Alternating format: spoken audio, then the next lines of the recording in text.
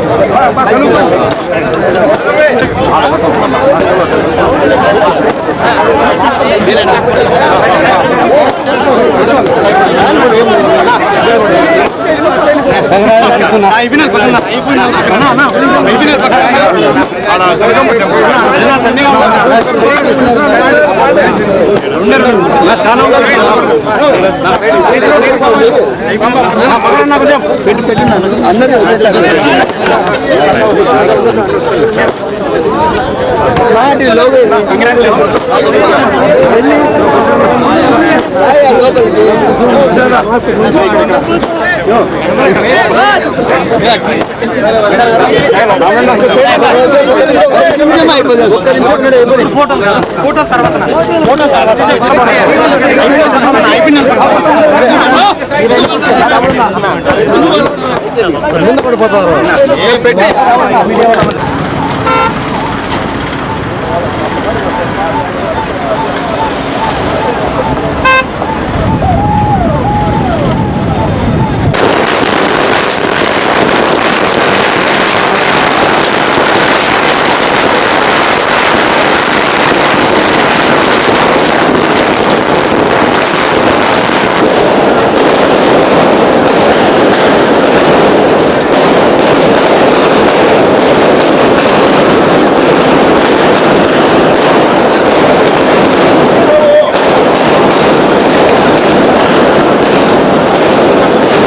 రెండుసార్లే కనుక్కున్నా ఇలా తలకాయలు ఇలా పెద్ద తలకాయలు కనబడుతుంది.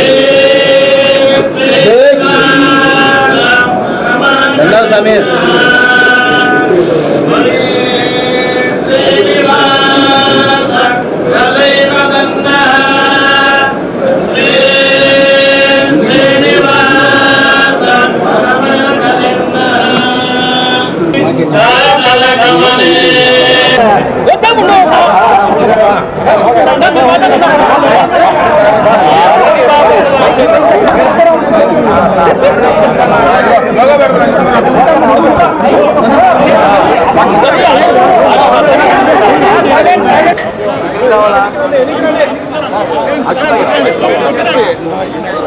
ఆయన